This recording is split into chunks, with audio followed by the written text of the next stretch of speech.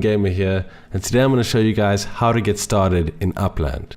Now, I've been playing Upland for about a month, and there's a handful of things that I wish I had known before getting started. So the first thing I wish I did was sign up with a referral link.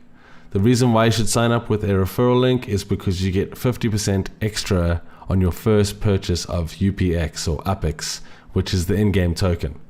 So if you guys haven't yet signed up for Upland, then go ahead and click that link in the description and you'll get that extra bonus, which can help you a ton when you're just getting started. So one super important thing that I saw a lot in the Discord is new players coming in and purchasing a whole lot of UPX so they can go around and mint a whole bunch of properties and get a whole bunch of new properties. But what they do is they jump the gun and they purchase 100,000 UPX plus. What that does is that takes you from being an Uplander to being a pro. And when you are a pro, you don't have access to the what they call Fair Start Act properties, the FSA properties.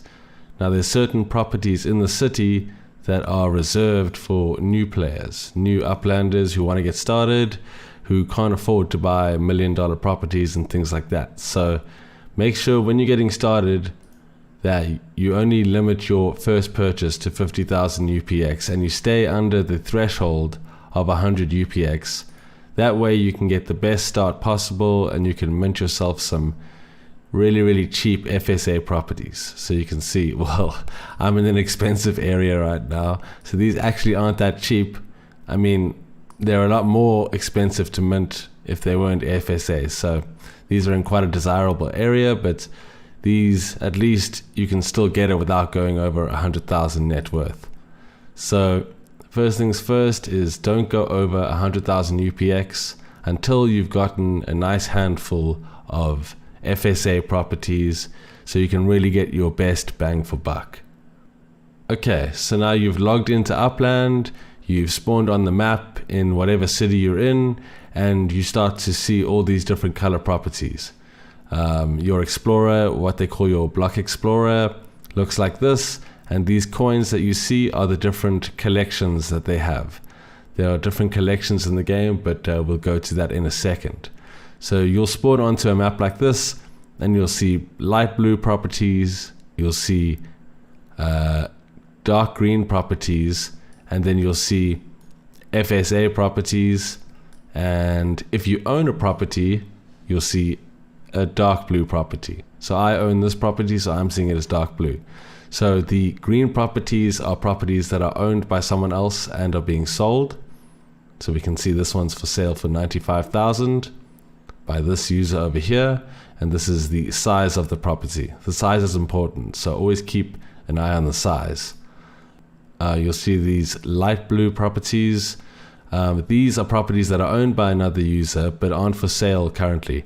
You can make them an offer, but chances are that they won't take it unless they're actively selling. There's a few extra buttons that you can go into, but we don't need to know those for now. Another thing you'll need to know is when you're trying to mint a brand new property as a new user, you'll need to be in the area of that property. So your block explorer will need to be traveling either past, over, or just next to the actual property you're trying to mint. And the way you can send your explorer to another property is just by clicking a property in the area around the one you're wanting to mint, and you can click send. Important to note is the amount of UPX that'll cost you to send to this property, and that's displayed in the top left here. And then you'll need to use one of your sends to get there. So you have a certain amount of sends that you get a day, and then you can also pick up more sends on the map, and that's what we're seeing with these paper airplanes here. So if you're going to mint a brand new property, you're going to have to send your explorer to there to highlight it. Once your explorer gets here, these will highlight in like a neon bright green, and you can click on them and you'll have the option to buy or mint the property. So now you're thinking, okay, cool, I'm in Upland, I've got some UPX, I want to mint some properties, but what properties should I mint? Which properties should I be buying? And that brings us to the collections. So if you click the three dots at the bottom of your screen, that brings you to your menu here. This is quite important. There's a lot of cool things here you can look through, but the important one we're going to look at right now is collections. So we click here, and every city has a set of collections. So right now we are in Oakland. If you want to change the city, you just click this button and you can change whatever city you're in to see the different collections that they have. So I'm in Oakland, and we can see the East Bay, Newbie, King of the Street, Piedmont, City Pro, Temescal, etc, etc, etc. And the further along you go down this line, the more expensive the properties are going to get and the more rare they are. But the better the UPX generation of that property will be. So every property allows you or gives you a certain amount of UPX generation per day or per month. And the more properties you have, the more UPX that you'll stack and the more properties you can buy. So as a new user, what you're going to want to do is get some basic collections in the area that you spawned in. I spawned in Oakland right now, so I'm getting the Oakland collections by default. So I went ahead and I found properties in Piedmont. I found 5 properties in the same city, so I purchased 5 properties just within Oakland. I got King of the Street, which you can own 3 properties within the same street. And then there's also just own 3 properties in Alameda County. So this is a good start for any new user. The first thing you're going to want to do is come look for some affordable properties, because you're going to have very little UPX to start. The cheaper the better. So these collections on the left hand side here will be a good place to start, and you can just move up. The easiest purple collection to get would be City Pro.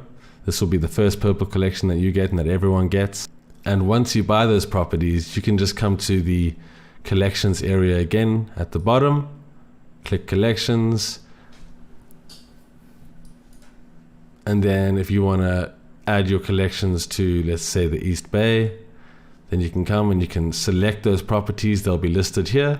You select, and you click done, and you'll be able to collect your reward, and those properties will then be boosted by the collections that they are in. So all the properties give you UPX generation by default, but if you get your property within a collection, it gives you even more. It gives you a nice boost on the amount of UPX that you get per month. But yeah, a good place to start is right here in the blue collection. Okay, so now we know where we want to buy. We know we want to buy in the East Bay here, for example, or in King of the Street, just 3 properties in the same street. How am I going to find the absolute best bang for buck properties?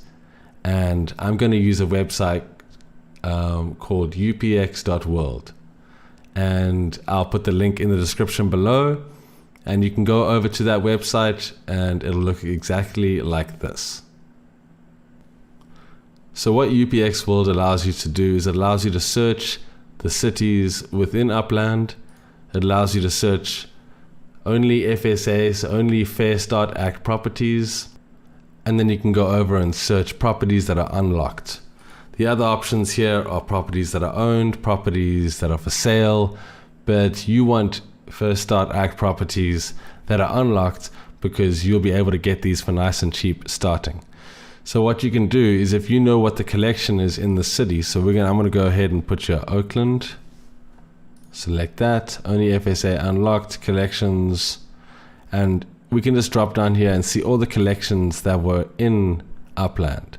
So the website has already them all listed, so you can go and say, I want property in the East Bay collection. So I can tick off the East Bay collection here. So I need 3 properties to fill this little collection card. So I'm going to go ahead and search Oakland, FSA, so I can get the cheapest, unlock properties within Oakland, and then here, neighborhood you don't need to worry about, and then here we can just say the East Bay, and we can go ahead and click search. So we can see here, it gives us a long list of properties that are available for new users to mint in the Oakland area. You can arrange it by mint price, or you can arrange it by UP squared. So this is the size of the property, and this is the price of the mint. As you can see, there's only a few that are available for 2,800. Then it goes 3,000, 4,000, and then, there's some down here for 2.8. So let's organize it like that. Okay, so we have 2.4, 2.5, 2.6, 2.7, and as we go, it gets more and more expensive. So the kind of properties that would be best for a new user are the cheapest ones, I would say, because you'll be able to get more properties. And then you can come here and check that you're filling out your collections. So in order to get the East Bay collection, you can buy 3 of these properties. Then you'll be able to fill out this collection, and you're done, and you're getting UpX generation, and you're starting the game, and you've got your first little blue coin next to your name there. So the next one's a bit tricky. In order to get King of the Street, then you need 3 properties in the same street. What we can do here is we can just scroll down, and we can have a look if there's any streets that are repeated or that are common. Any avenues. So there's High Street, 51st. Okay, so I've had a look, and I've arranged by neighborhood, and I can see here that there's two properties on 13th Avenue that you can buy. Obviously, for the King of the Street, you need 3 properties, but there don't seem to be that many available in Oakland right now. But they are launching new cities as we speak. Also new starter cities that are specifically geared towards new players. So if you come here and you search the city that you spawn in, you should be able to find more properties that will allow you to finish your King of the Street. So once you purchase 3 properties on King of the Street, on the same street, you can go here, add them there, and that'll get you a King of the Street collection. So you can use all of these to get your absolute cheapest properties to fill out all of these initial collections, get your first City Pro, get your first King of the Street in your East Bay, and that'll get you a nice head start in your UPX generation. And that's basically it, guys. So the goal is to get more properties, get more collections, get those properties for as cheap as you possibly can. Then you can sell those for a profit. These mint prices that you get at FSA are absolute bottom of the barrel prices you're going to get for a property in this area. So you could then sell this for 60,000, 90,000, 120,000. You don't want to be selling your properties too cheap. So use the upx.world website to make sure you're having a look. If you're giving the market a good deal, or if you're overcharging, because maybe your property isn't selling and you want to sell quicker, then you can come look and see what the floor is. But that's basically it, guys. You're going to buy as many FSA properties as you possibly can. I would use this website just to buy the absolute cheapest ones. You're going to send your Explorer over to those properties by using the send button. You're going to pay a small fee. Remember, you're limited to a certain amount of sends a day, so if you are going to be sending around, try pick up some of these aeroplanes on the way over. Before you run out of sends, pick up a few aeroplanes, and then you can go jump around more. Once you have 1 or 2 properties on the map, you can start to send to your own properties for free. So I can go ahead and send my Explorer to my property for free right now. And it says, do you want to go there? And I say confirm. And he's all the way across the other side of the map. He goes to that property and it automatically zooms in. And now if there was an FSA property over here, I would just need to get a little bit closer to it and it would turn green. Or if there was one right here, it would be neon green already. So you buy your FSAs, you wait, you sell, you can flip some in the short term, or you can hold for a medium term or long term, wait for the properties to get really expensive and play a more long term game. But the way I see it, this is a bit more about patience. Buy as cheap as you can, wait for property prices to increase, or flip while you're FSA, and while you can get cheap properties, buy and sell as many FSA properties as you can until you get to Pro, and then you can start to go into the kind of more competitive side of minting and of Upland when you start to go up against all the big dogs, the directors and the executives and things like that. So yeah, I hope this video really helped you guys. There was a few key things that I wish I really knew when I got started with Upland. You know, the referral link, knowing which properties to buy, making sure you get good collections, and just knowing that it's a game of patience. They're constantly releasing updates, they're constantly releasing more opportunities and competitions and all sorts of things. So join the Discord. I'll put a link to the Upland Discord below. And keep up to date, because if you can't get a property now, or they're too expensive, or there's none available, I'm sure that there's more just around the corner for new players and for older players. The team's working very hard, and I'm super excited to see what they come up with next. So yeah, guys, I hope you enjoy, and if you do buy any properties, please comment them below, and I'll select a lucky few for me to jump to, and I'll give you guys some